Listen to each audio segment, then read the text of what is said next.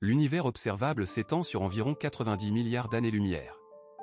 On peut supposer que la partie de l'univers que nous ne pouvons pas observer est beaucoup plus vaste. Le cosmos est si immense que l'esprit humain est incapable de le concevoir, du moins pour l'instant. Cependant, selon certaines théories, le cosmos pourrait être beaucoup plus petit qu'on ne le croit. Comment cela est-il possible? Des études récentes, basées sur l'analyse du fond diffus cosmologique et la distribution de la matière noire, suggèrent des modèles cosmologiques alternatifs, où l'univers observable ne représente qu'une fraction infime d'un univers beaucoup plus compact, voire fini, contrairement au modèle standard d'un univers infini. Ces modèles reposent sur des concepts de géométrie non euclidienne et de courbure de l'espace-temps.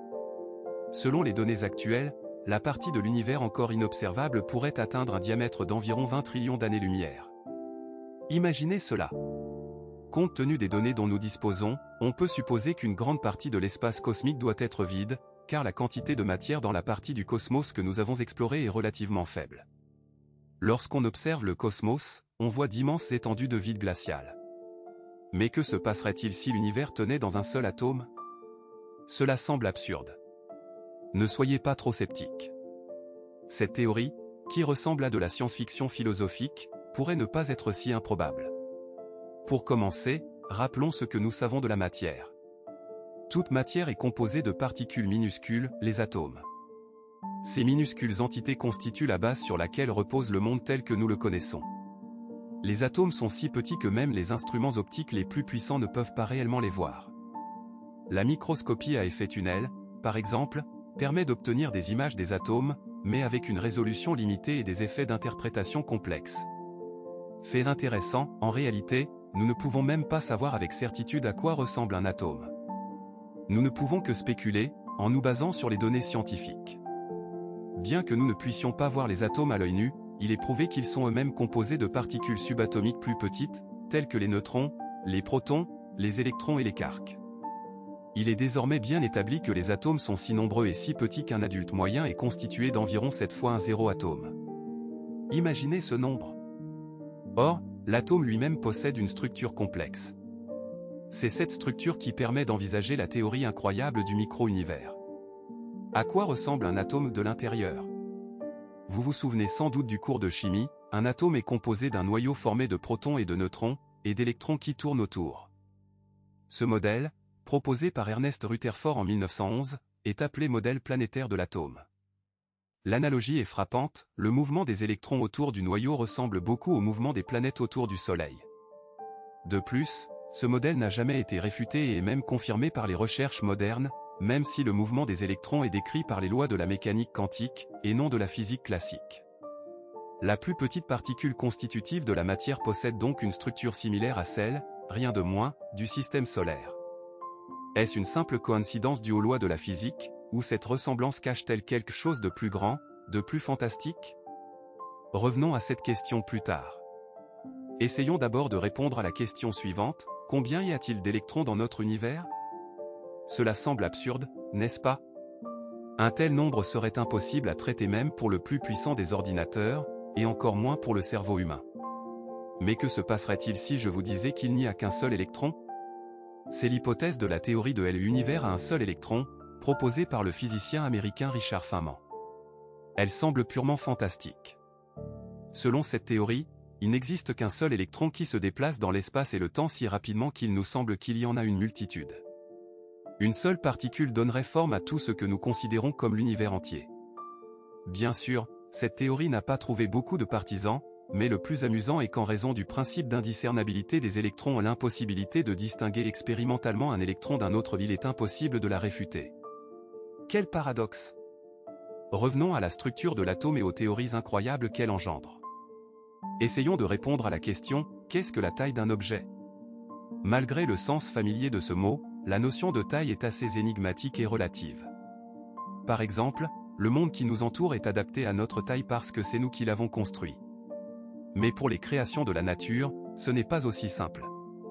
Les montagnes sont immenses pour nous, les planètes gigantesques, impossibles à concevoir. Pour une fourmi, tout est microscopique. Les fourmis se considèrent-elles comme petites? Se rendent-elles compte qu'elles vivent dans un monde de géants? Probablement pas. Leur monde leur est familier, tout comme le nôtre l'est pour nous.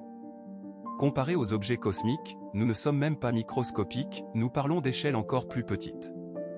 Cette pensée donne des frissons, et ce n'est pas étonnant. Howard Phillips Lovecraft, le grand maître de l'horreur et de la science-fiction, a justement mis en avant l'idée de l'insignifiance de l'humanité face à l'immensité du cosmos. Et nous voici à la question principale, que se passerait-il si notre univers pouvait tenir sur le bout d'une aiguille? Et si le système solaire et vous n'étiez qu'un atome parmi des milliards d'autres, faisant partie d'une autre matière? En partant de cette hypothèse, il est logique de supposer que dans ces atomes, leurs particules et les particules dont notre existence est composée, il pourrait y avoir des mondes entiers. Comme le disait un sage, l'infini n'est vraiment pas une limite. Notre réalité pourrait donc se trouver au niveau subatomique d'une autre réalité. De même, des mondes entiers pourraient se trouver à notre niveau subatomique, et ainsi de suite à l'infini, en diminuant et en augmentant les échelles. Cela semble incroyable, mais explorer l'incroyable est notre travail. Le plus intéressant est que, en observant l'univers que nous connaissons et les lois qui y régissent, nous arrivons facilement à la même conclusion, tout commence avec les plus petites particules, comme les atomes, et se termine avec des corps célestes colossaux et des amas d'étoiles entiers. Tout, de votre déjeuner d'aujourd'hui à une exoplanète récemment découverte, est composé du même matériau de construction. Le rêve du monde scientifique est de trouver la théorie du tout. La question du rapport entre le microcosme et le macrocosme est une pierre angulaire essentielle dans les travaux sur cette théorie. En conciliant la mécanique quantique et la physique classique, une nouvelle génération de scientifiques pourrait réussir à comprendre la véritable nature de notre univers et même de ce qui se trouve au-delà. Après tout, selon l'une des théories les plus populaires sur l'origine de notre univers, celui-ci a commencé sous la forme d'une singularité infiniment dense et pourtant minuscule.